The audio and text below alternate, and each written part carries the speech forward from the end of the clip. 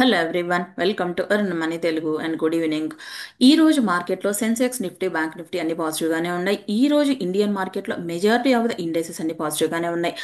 దీనికి main reason అయితే RBI rate cut చేసింది 25 బేసిస్ పాయింట్స్గా. ఇప్పటి వరకు ఆర్బీఐ 125 బేసిస్ పాయింట్స్ కట్ చేసింది. ఈ రీజన్ వల్ల ఇండియా మార్కెట్లో మెజారిటీ ఆఫ్ ద ఇండెక్సెస్ పాజిటివ్గా ఉన్నాయి. లైక్ రియాలిటీ సెక్టర్ కానీ, బ్యాంకింగ్ సెక్టర్ కానీ, ఆటో సెక్టర్ అయితే బాగా పాజిటివ్గా ఉన్నాయని చెప్పొచ్చు. రియాలిటీ సెక్టర్ ఎందుకు పాజిటివ్గా ఉందంటే, రేట్ కట్ చేయడం వల్ల ఇంట్రెస్ట్ రేట్ తగ్గితే కొత్తగా హౌస్ లోన్స్ తీసుకుని పర్చేజ్ చేసే పీపుల్ పెరుగుతారు. ఈ రీజన్ వల్ల రియాలిటీ సెక్టర్ బాగా పాజిటివ్గా ఉంది. దానికి సంబంధించినటువంటి స్టీల్ కానీ, సిమెంట్ కానీ ఈ సెక్టర్ కూడా బాగా పర్ఫామ్ చేసింది. ఈరోజు మెటల్ ఇండెక్స్ కూడా బాగా పర్ఫామ్ చేసింది. సిల్వర్ ప్రైస్ అయితే బాగా పెరుగుతూ ఉన్నాయి. దీనికి డిమాండ్ సప్లై అయితే మెయిన్ రీజన్ అని చెప్పొచ్చు. బ్యాంకింగ్ సెక్టర్ కూడా బాగా పాజిటివ్గా ఉంది. ఐటీ సెక్టర్ కూడా పాజిటివ్గానే ఉంది ఈ రోజు బ్యాంకింగ్ సెక్టర్గా బెటర్గా పర్ఫామ్ చేసిన స్టాక్స్ అయితే ఎస్బీఐ కానీ, పిఎన్బి కానీ and bank of Baroda stocks బాగా పర్ఫామ్ చేస్తే, రియాలిటీ ఇండెక్సెస్లో Prestige Estates and DLF stocks బాగా పర్ఫామ్ చేశాయి. మిడ్ క్యాప్ స్టాక్స్ కూడా గెయిన్ అయ్యాయి, కానీ స్మాల్ క్యాప్స్ మాత్రం ఇప్పటి వరకు కూడా ఇంకా రెడ్లోనే ఉన్నాయి. అండ్ ఈ రోజు గోల్డ్ అండ్ సిల్వర్ ప్రైజెస్ ఎలా ఉన్నాయో చూస్తే, గోల్డ్ 670 రూపీస్ పెరిగి 1,30,760 రూపీస్గా ఉంది 10 grams of the gold. Silver 4,010 రూపీస్గా పెరిగి 1,81,680 రూపీస్గా ఉంది. సిల్వర్ ప్రైజెసే బాగా పెరిగిందని చెప్పొచ్చు గోల్డ్ కంటే కూడా. వెంచూరా సెక్యూరిటీస్ వాళ్ళైతే గోల్డ్కి రేటింగ్ ఇస్తున్నారు. 2026 వరకు $4,800గా వెళ్తుంది అనేది చెప్తున్నారు వీళ్ళు. దీనికి వీళ్ళు చెప్తున్న మెయిన్ రీజన్ ఎందుకు గోల్డ్ వెళ్తుంది అని చెప్తున్నారంటే, జియో పొలిటికల్ రిస్క్ అయితే పెరుగుతూ ఉంది ఆల్ ఓవర్ గ్లోబల్గా. గ్లోబల్ కరెన్సీస్ కూడా కొంత వీక్ అవుతున్నాయి. అన్ని గవర్నమెంట్స్ పైన కూడా డెప్ట్ బర్డన్ పెరుగుతుంది. లైక్ యూఎస్లో కూడా డెప్ట్స్ బాగా ఎక్కువగా ఉన్నాయి. ఆల్ ఓవర్ గ్లోబల్గా ఉన్నటువంటి కంట్రీస్లో డెప్ట్స్ బాగా పెరుగుతూ ఉంది. ఇప్పటికి కూడా సెంట్రల్ బ్యాంక్స్ గోల్డ్ పర్చేజ్ చేయడానికి ఇంట్రెస్ట్ చూపిస్తున్నారు. వాళ్ళతో పాటుగా గోల్డ్ ఈటీఎఫ్స్లో కానీ, గోల్డ్ మ్యూచువల్ ఫండ్స్లో కానీ ఇన్వెస్ట్మెంట్ పెట్టే వాళ్ళు కూడా పెరుగుతూ ఉన్నారు ఆల్ ఓవర్ గ్లోబల్గా. ఇండియాలో అయితే గోల్డ్ ఈటీఎఫ్స్ అయితే 1 lakh crore మార్కెట్గా రీచ్ అయింది. అండ్ సిల్వర్ కూడా బాగా డిమాండ్ పెరిగింది రీసెంట్ టైమ్స్లో. ఈరోజు 4,000 రూపీస్ పెరిగింది సిల్వర్కి. సిల్వర్ ఈటీఎఫ్స్ కూడా 40,000 crore అయితే రీచ్ అవ్వచ్చు ఈ డిసెంబర్ టైం వరకు కూడా. దీనికి మెయిన్ డిమాండ్ ఇండస్ట్రియల్గా డిమాండ్ ఉంది అండ్ డిమాండ్ సప్లై సెగ్మెంట్ ఉండడం వల్ల సిల్వర్ ప్రైజెస్ బాగా పెరుగుతున్నాయి రీసెంట్ టైమ్స్లో. ఆల్ ఓవర్ గ్లోబల్గా ఉన్నటువంటి మార్కెట్స్ చూస్తే మిక్స్డ్గా ఉన్నాయని చెప్పొచ్చు. ఎస్టర్డే యూఎస్ మార్కెట్స్ అయితే కొంత పాజిటివ్గానే ఉన్నాయి, కానీ ఈ రోజు జపాన్ మార్కెట్స్ బాగా డౌన్ అయ్యాయి.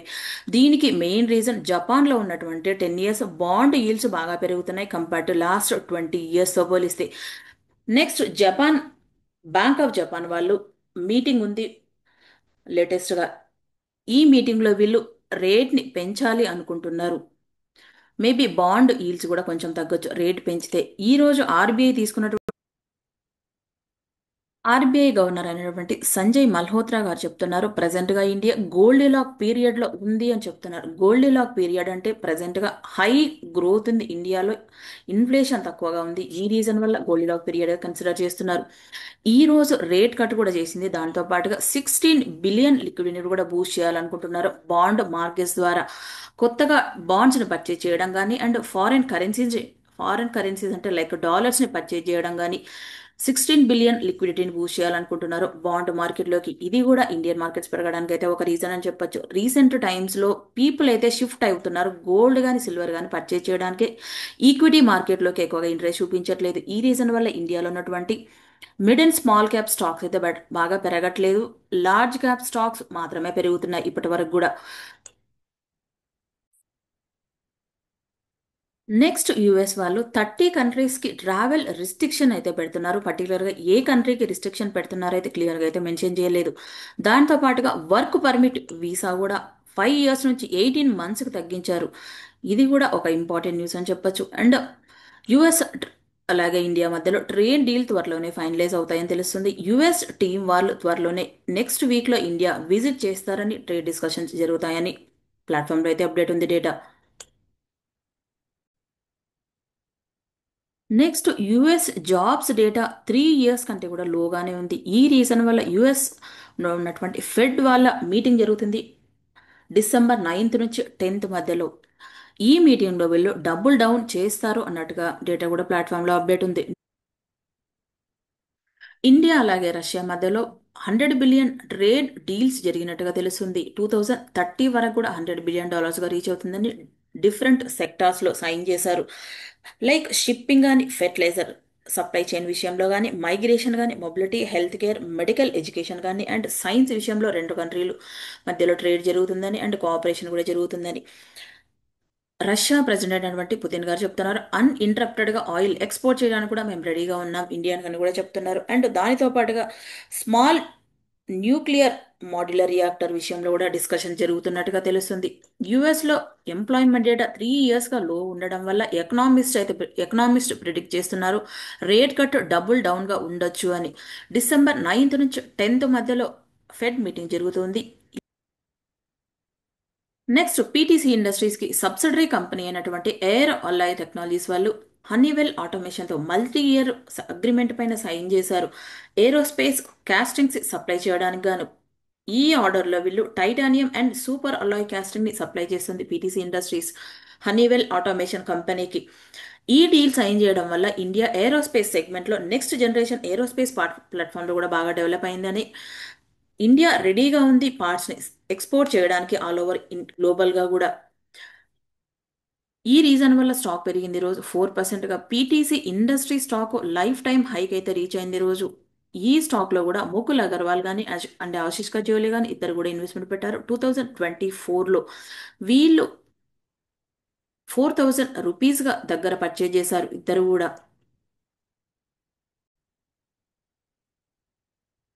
నెక్స్ట్ ఐటీసీ హోటల్స్ లో ఒక బ్లాక్ డీల్ జరిగింది. బ్రిటిష్ టొబాకో అసోసియేషన్ వాళ్ళకి ఈ హోటల్స్ లో 15.3% ఉంటే దాంట్లో 9% ఆఫ్ ద వాటాని సెల్ చేశారు. 18.75 crore షేర్స్ సెల్ చేశారు వీళ్ళు. ఈ టోటల్ డీల్ వాల్యూ 3856 crore గా ఉంది. వీళ్ళు సెల్ చేసిన ప్రైస్ 205.65 పర్ షేర్ గా సెల్ చేశారు. దీనికి సిటీ గ్రూప్ గ్లోబల్ వాళ్ళు మార్కెట్ మర్చెంట్ బ్యాంకర్ గా ఉన్నారు ఈ డీల్లో. నెక్స్ట్ డైమండ్ పవర్ కంపెనీ వాళ్ళు ఒక ఆర్డర్ విన్ అయ్యారు 748 crore వర్త్ ఏస్ ఆర్డర్. వీళ్ళకి అదాని గ్రీన్ ఎనర్జీ దగ్గర నుంచి ఆర్డర్ వచ్చింది. ఈ ఆర్డర్లో వీళ్ళు ఏం చేస్తారంటే సోలార్ కేబుల్స్ ని సప్లై చేస్తారు. కౌడా అండ్ రాజస్థాన్ లో రెన్యూవబుల్ ఎనర్జీ ఇన్ఫ్రాస్ట్రక్చర్ డెవలప్ చేసే విషయంలో వీళ్ళు కేబుల్స్ ని సప్లై చేశారు. 33 kW of high voltage cables ని and 3.3 kW of solar medium voltage cables ని సప్లై చేస్తారు వీళ్ళు. వీళ్ళకి ఈ ఆర్డర్ రావడం వల్ల స్టాక్ 5% పెరిగింది ఈ రోజు. నెక్స్ట్ బిఈఎంఎం వాళ్ళు ఎంఎల్ వాళ్ళు ఎంఓయు పైన సైన్ చేసారు. ఎస్ఎంఎఫ్ సిఎల్ కంపెనీతో 10,000 crore ఇన్వెస్ట్మెంట్ పెడతారని తెలుస్తుంది. ఎస్ఎంఎఫ్సిఎల్ అంటే సాగర్మల ఫైనాన్స్ కార్పొరేషన్ లిమిటెడ్ వాళ్ళు. వీళ్ళు మ్యారిటైమ్ సెక్టార్లో మ్యానుఫ్యాక్చరింగ్ చేయడానికి కానీ అండ్ ఇన్ఫ్రాస్ట్రక్చర్ డెవలప్ చేయడానికి అయితే వీళ్ళు ఇన్వెస్ట్మెంట్ పెడుతున్నారు. వాళ్ళతో పాటుగా బిఈఎంఎల్ వాళ్ళు హెచ్డి కొరియాకు సంబంధించినటువంటి హెచ్డి హుండై కంపెనీ వాళ్ళతో ట్రై పార్టియేట్ అగ్రిమెంట్ పైన కూడా సైన్ చేశారు. వీళ్ళు next generation maritime and port cranes ను డెవలప్ చేయడానికి గాను వీళ్ళు ఇండిజినియస్ గానే ప్రొడక్షన్ చేస్తారు అండ్ స్పేర్ పార్ట్స్ ను కూడా సప్లై చేస్తారు. ట్రైనింగ్ ప్రోగ్రామ్ కూడా ఉంటుంది. ఎండ్ టు ఎండ్ సొల్యూషన్ కూడా ప్రొవైడ్ చేస్తారు వీళ్ళు. వీళ్ళు ఈ డీల్స్ పైన సైన్ చేయడం వల్ల ఈరోజు బిఈఎంఎల్ స్టాక్ పెరిగింది. నెక్స్ట్ ఇన్సోలేషన్ గ్రీన్ ఎనర్జీ వాళ్ళు 516 crore వర్త్ చేసిన ఆర్డర్స్ విన్ అయ్యారు. వీళ్ళు ఈ ఆర్డర్లో సోలార్ పీవీ మాడ్యూల్స్ సప్లై చేయడానికి గాను 375 crore ఆర్డర్ అయితే ఇండిపెండెంట్ పవర్ ప్రొడ్యూసర్ దగ్గర నుంచి 159 crore order PM Kusum scheme కింద ఆంధ్రప్రదేశ్ దగ్గర నుంచి విన్ అయ్యారు వీళ్ళు. ఈ రోజు ఈ ఆర్డర్ విన్ అయినా కూడా స్టాక్ అయితే ఏం పెరగలేదు, నెగిటివ్ గానే రియాక్ట్ అయింది స్టాక్ ఈ రోజు. నెక్స్ట్ అదానీ పోర్ట్స్ వాళ్ళు మదర్సన్ కంపెనీతో టైఅప్ అయ్యారు. వీళ్ళిద్దరు జాయింట్ వెంచర్లో మహారాష్ట్ర పూణే బెల్ట్లో ఎక్స్క్లూజివ్గా ఆటోమొబైల్ ఎక్స్పోర్ట్ ఫెసిలిటీని డెవలప్ చేయాలనుకుంటున్నారు. ఆటో ఎక్స్పోర్ట్ హబ్గా ఉండాలని మహారాష్ట్ర రీజియన్లో వీళ్ళు దీంట్లో అడ్వాన్స్డ్ క్యాపబిలిటీస్ డెవలప్ చేశారు, including artificial intelligent driven yard optimisation కానీ రియల్ టైమ్ ట్రాకింగ్ కానీ ఈవీ రెడీ లాజిస్టిక్ హబ్ అయితే డెవలప్ చేస్తారు వీళ్ళు. పర్ ఇయర్ కూడా 2 lakh కార్స్ ని ఎక్స్పోర్ట్ చేయడానికి మేక్ ఇన్ ఇండియాలో ప్రోగ్రామ్ లో భాగంగా వీళ్ళు ఈ ప్రాజెక్ట్ ని డెవలప్ చేయాలనుకుంటున్నారు. నెక్స్ట్ జనరేషన్ ఎలక్ట్రిక్ వెహికల్స్ ని ఎక్స్పోర్ట్ చేయడానికి వీళ్ళు end to end vehicle export segment లో బెటర్ గా గ్రో అవ్వాలనుకుంటున్నారు. అదాని పోర్ట్స్ స్టాక్ అయితే పెరిగింది ఈ రోజు. Next gen technology company 120 crore worth చేసి ఆర్డర్ విన్ అయ్యారు మినిస్ట్రీ ఆఫ్ డిఫెన్స్ దగ్గర నుంచి. ఈ ఆర్డర్లో వీళ్ళు సిమ్యులేటర్ సూట్ ని సప్లై చేస్తారు. ఇండియన్ మిలిటరీ ట్రైనింగ్లో ఎక్కువగా వాడుతూ ఉంటారు సిమ్యులేటర్ సూట్ని. ఈ విభాగంలో వీళ్ళకైతే ఆర్డర్ వచ్చింది. స్టాక్ కూడా 2% పెరిగింది. 2025లో ఈ స్టాక్ 44%గా డౌన్ అయింది.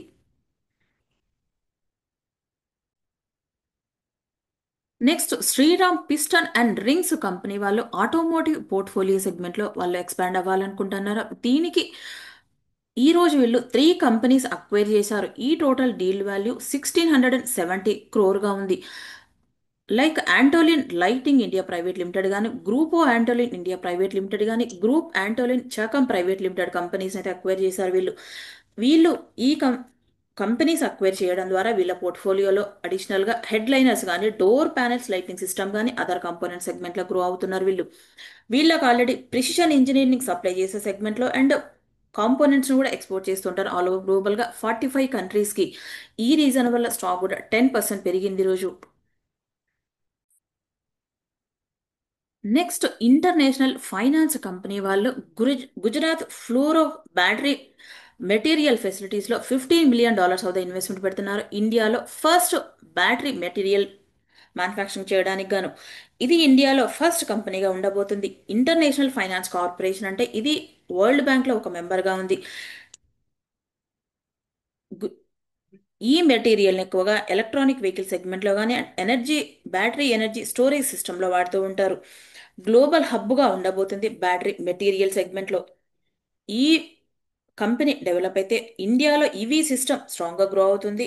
నేషనల్ ప్రియారిటీ కూడా పెరుగుతుంది. అడ్వాన్స్గా డొమెస్టిక్ క్యాపబిలిటీగా పెరుగుతుంది ఈవీ సెగ్మెంట్లో అండ్ బ్యాటరీ ఎనర్జీ స్టోరేజ్ సిస్టంలో కూడా. ఈరోజు గుజరాత్ ఫ్లోరోకెమికల్ స్టాక్ కూడా పెరిగింది. నెక్స్ట్ ఫినోటెక్స్ కెమికల్ వాళ్ళు యుఎస్లో స్పెషాలిటీ ఆయిల్ ఫీల్డ్ కెమికల్ కంపెనీస్లో అయితే అక్వైర్ చేశారు. 4 కంపెనీస్లో మెజారిటీ ఆఫ్ ద వాటాని వీళ్ళు బై చేశారు. ఈచ్ కంపెనీలో కూడా 53.33%గా వాటాను బై చేశారు. ఈ కెమికల్స్ని ఎక్కువగా textile, water treatment, oil and gas, home care and other ఇండస్ట్రీస్లో వాడుతూ ఉంటారు. వీళ్ళు ఈ కంపెనీస్ అక్వైర్ చేయడం వల్ల స్టాక్ 8% పెరిగింది రోజు. నెక్స్ట్ సెనోస్ ఫార్మా కంపెనీకి ఫిలిప్పీన్స్ ఎఫ్డిఏ దగ్గర నుంచి అప్రూవల్ వచ్చింది వాళ్ళ ప్రోడక్ట్ని సెల్ చేయడానికి. 10 ప్రోడక్ట్స్కి వచ్చింది వీళ్ళకి. కార్డియో కానీ, సిఎన్ఎస్ కానీ అండ్ పెయిన్ మేనేజ్మెంట్లో వాడే మెడిసిన్స్కి. ఈ టోటల్ డ్రగ్ మార్కెట్ కూడా ఫిలిప్పీన్స్లో వీళ్ళకి $23 మిలియన్ అయితే ఉంది. నెక్స్ట్ సెబీ బ్యాన్ చేసింది ఫైనాన్షియల్ ఇన్ఫ్లుయెన్సర్ అయినటువంటి అవధూత్ సాతే గారిని. ఎందుకు బ్యాన్ చేసిందంటే వీళ్ళు డబ్బులు వసూలు చేసి నిఫ్టీ కానీ బ్యాంక్ నిఫ్టీలో స్టాక్ టిప్స్ ప్రొవైడ్ చేయడం కానీ, ఎంట్రీ ఎగ్జిట్ పాయింట్స్ ప్రొవైడ్ చేయడం కానీ, లైవ్ ట్రేడింగ్ కాల్స్ ఇవ్వడం కానీ, ఈయనకి ఎలాంటి సర్టిఫికేషన్ లేదు సెబీ దగ్గర నుంచి. 546 crore of the amount penalty వేసింది. దాంతో పాటుగా తిరిగి కట్టాలని ఎవరైతే వసూలు చేశారో డబ్బులు వాళ్ళ దగ్గర నుంచి. దీనివల్ల రిటైల్ ఇన్వెస్టర్స్ ఎవరైతే ఉంటారో ట్రేడర్స్ వాళ్ళు బాగా నష్టపోయారని విత్ ఇంట్రెస్ట్ తోటి 601 క్రోర్ ఆఫ్ ద అమౌంట్ తిరిగి పేమెంట్ చేయాలని వాళ్ళ బ్యాంక్ అకౌంట్స్ కూడా సెబీ ఫ్రీజ్ చేసినట్టుగా తెలుస్తుంది.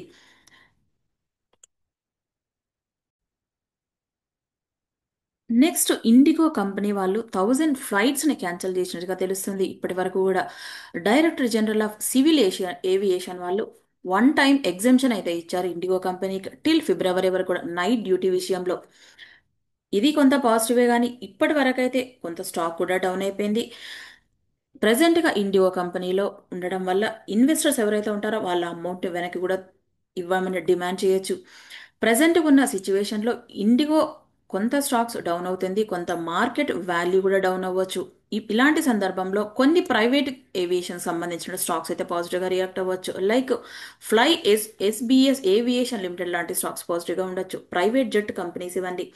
ఇండిగో ప్లేస్లో ఇవి గనక వాళ్ళ బిజినెస్ బెటర్గా ఆపరేట్ చేస్తే వాళ్ళు ఫ్యూచర్లో బెటర్గా గ్రో అవ్వడానికి ఛాన్స్ అయితే ఉండొచ్చు. ఈ స్టాక్స్ కూడా పెరగచ్చు.